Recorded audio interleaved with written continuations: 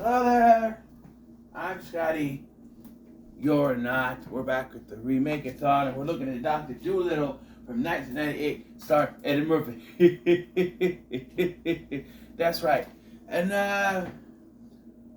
little history, of course. I think I saw the original one once. I think we borrowed a VHS tape from, my mom's first husband's mom, so my mom's first mother-in-law. I remember maybe watching it once, but I don't remember much of anything. If anything, I would think if you wanted more, I would say faithful interpretation of Dr. Dolittle, watch the Robert Downey Jr. one. I think that might be more. I mean, he's got some kind of British accent in it. This one, if I hadn't told you it came out in the 90s, you'd be able to figure it out. Because very much of the time, this movie. So, yeah. The film follows John Dolittle, played by Eddie Murphy. And boy, I'm sorry, but when I look at Eddie Murphy, I don't think John Dolittle. They call him Johnny a couple times. I don't know. This is not. Why is it? I don't move it. It just. Okay. So, John Dolittle, when he was a kid, he had the ability to talk to animals. He had a dog. What was the voice? Voiced by Ellen DeGeneres, that ended up biting his dad, I think, so they sent away to be put asleep. And from that moment on, he vowed never to talk to animals again. And then, many, many moons later, he's married with 2 kids, and one night, when he's driving, he almost hits this dog, and he hits his head, and that's when everything comes back. The dog ends up adopting the dog and calling it Lucky eventually, but he struggles with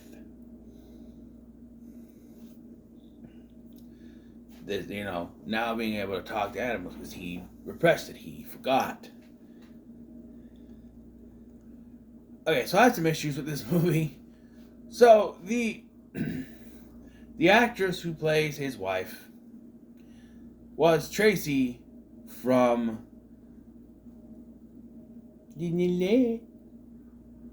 Bulletproof. And there's a scene towards the end of the movie.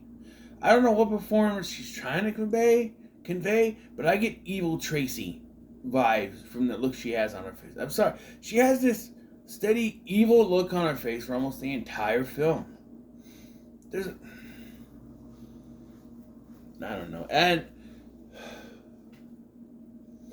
hey, can we do a movie where a guy finds out he has a special ability and we just go with it and not say he's nuts and throw him in a nut house or something? Because I've seen a lot of movies where someone gets some kind of a special ability or reveals something about themselves and then they're called nuts, and we have to really, because he gets thrown in a nut house and all it does is really pad out the runtime. That's all it is for. This movie's like 85 minutes long. It's not that long. But once it got to the point where he saves this rat, we end up having gas, basically, and the next scene, he's being shoved in a nut house.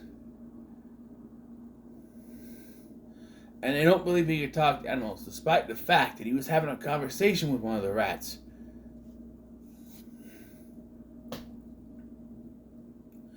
It's even made even more confusing by the fact that by this point, he's been told that there's this tiger at the circus that is dying, basically. There's something he needs to check on. He might die. We don't know what it is.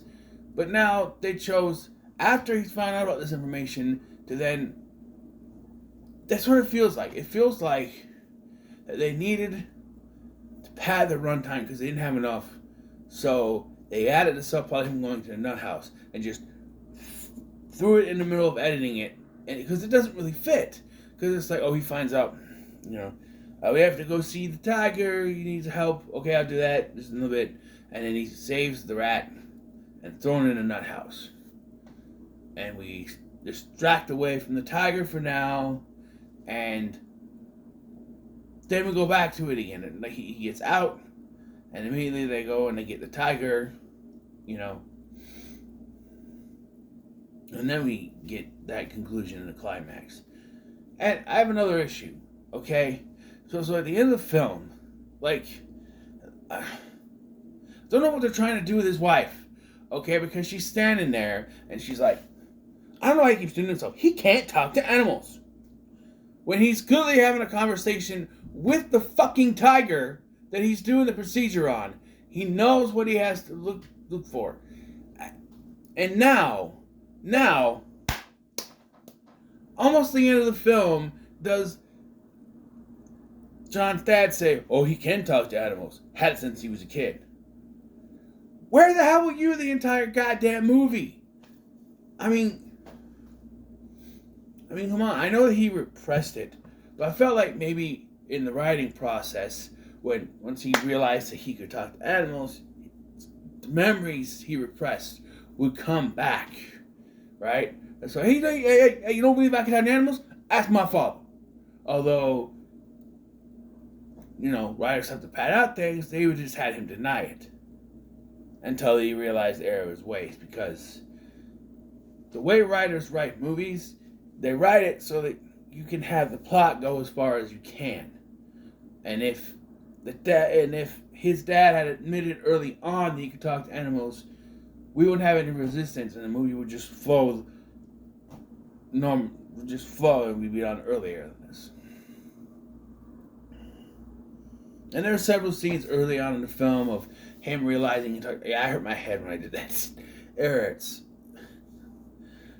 realizing he talked to animals like the guinea pig, you know, his youngest daughter's, Kyla Pratt's guinea pig.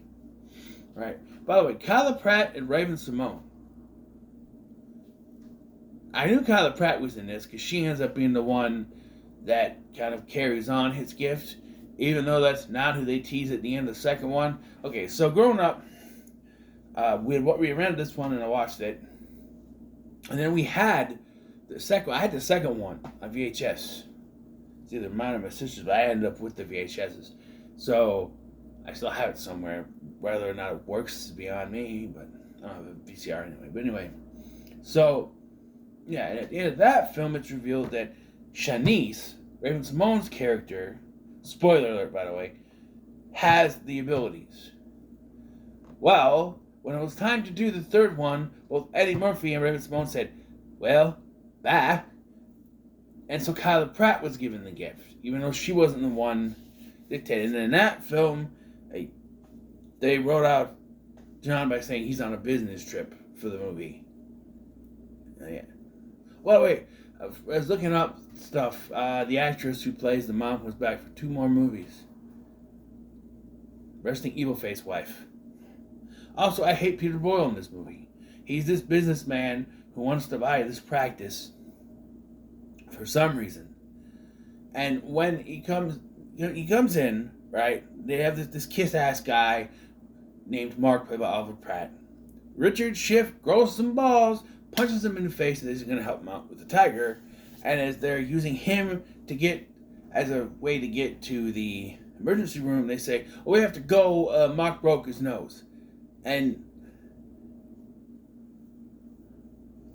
I forgot his name already. Peter Boyle's character goes, who cares? Basically says, who cares? You know, he can wait. We got to announce this deal right now because he wants to make the money. And I'm just like, really? Why are we... Why are we have to pat? Because when the party starts, it's revealed that Kyla Pratt brought the guinea pig with. And so we have hilarity. By the way, there's some stupid ass running gag with this woman who's allergic to shellfish. Yep, keep fucking eating it. It's not funny. She could die from that, but it's played for laughs. Because at the beginning of the film, he's like, oh, you can't eat shellfish, you're allergic to it. And then later, she's brought back because, well, I took it out of the shell. That's not how it works. And then later, luckily, we don't keep going with that until we get to the party, and the guinea pig's in the bathroom, and she's in there sneaking crab meat, and I'm just like, what? One, why is the guinea pig in the bathroom? Two, why are we still on this running joke? It's not funny. And three, why do we have to have this scene at all? Because it doesn't add up to anything. The guinea pig ends up on the table. The guinea pig has to be there so the tiger can be revealed. That's all it ends up to. That's why the guinea pig is there. But here's my issue, right? The tiger is sick. The tiger is sick from an ailment he does not know. The tiger would absolutely not follow his instincts at this point. He'd follow his instincts, not his animal instincts. I got itch, my belly button. No, he's like, a snack, and I'm like, no, you said before that you're in pain. Why would you go after the? And he gets up on the table and lays down. Right? It's just, I don't know. Why do they insist on slamming the goddamn door all the time? I'm sick of my floor shaking. One of these days he's gonna do it so bad my whole floor is gonna cave in and I'll fall on top of them. Jesus. I'm sure no one's that strong, but come on. Be conscious of your neighbors. Don't be slamming your door. Where was I at? So yeah, the tiger finally gets, and so I'm glad that they used the rat as the one that had the gas, because I would have been kind of pissed that's all it was. No, it ended up being a blood clot, which is something. God damn it! Stop slamming the goddamn door!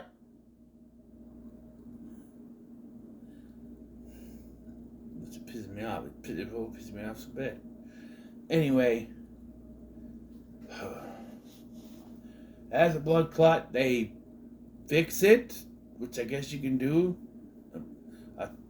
First of all, I thought the blood clots were in your brain. I guess you can have one here, can't you? And it saves the day. And everybody just now is fine with him being able to talk to animals, and he's going to work on humans and animals. That's not how it works. And if he's going to be a veterinarian, he's going to they have to go back to medical school to get a veterinarian's license. But this is a movie, so we're going to forget all that. By the way, there was a gag with an egg, right? An egg that she thinks that the youngest daughter, Kyla Pratt's-Care, thinks is a swan. So they're doing it like a normal egg. But it's revealed to be an alligator, a crocodile.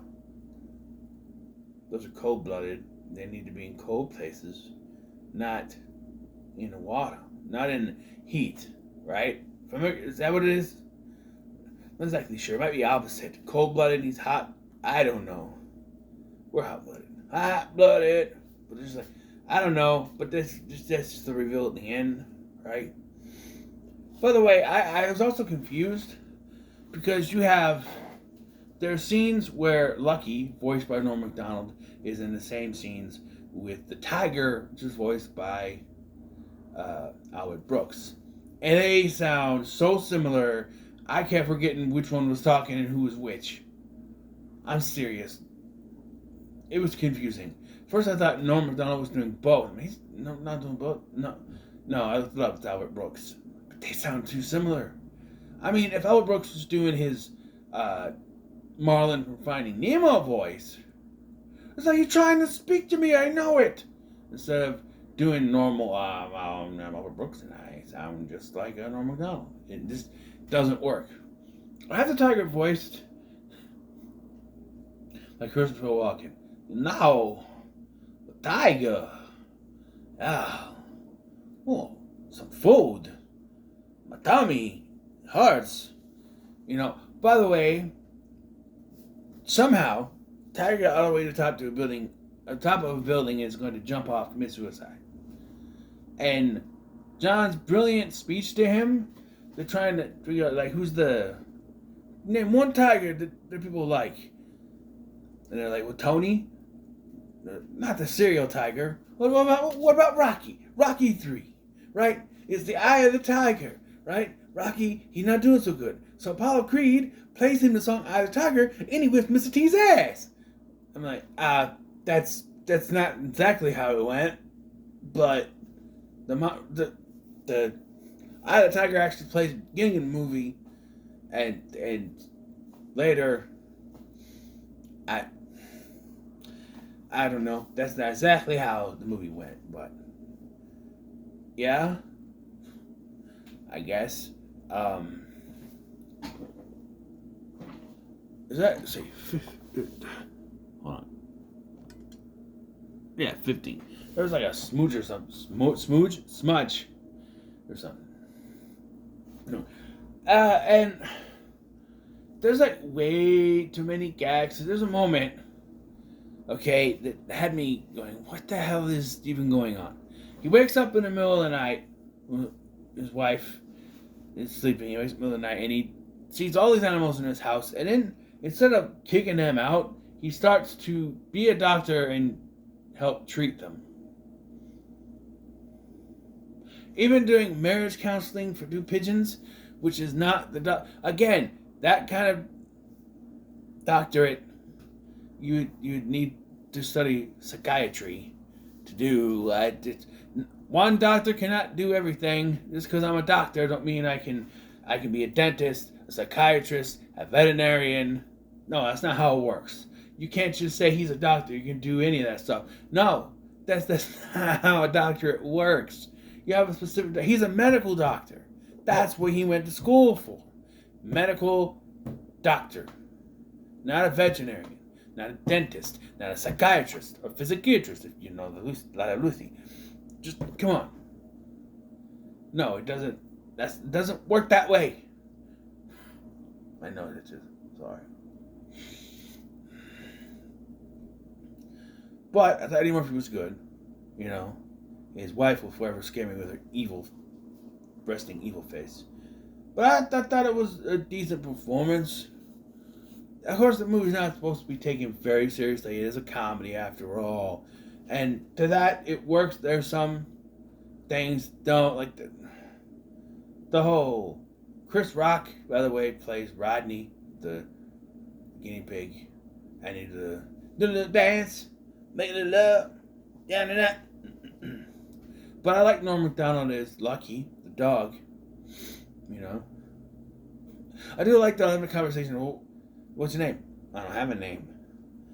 How about Lucy? Lucy, I'm a boy. Okay, how about Lucky? I like that little conversation they had. But yeah, it's getting high middle of the road. I like this better than the other two, but yeah, high middle of the road. But we ain't done yet because we got another remake led by another Eddie Murphy led remake to talk about next. Hold on to your horses because it's about to get nutty.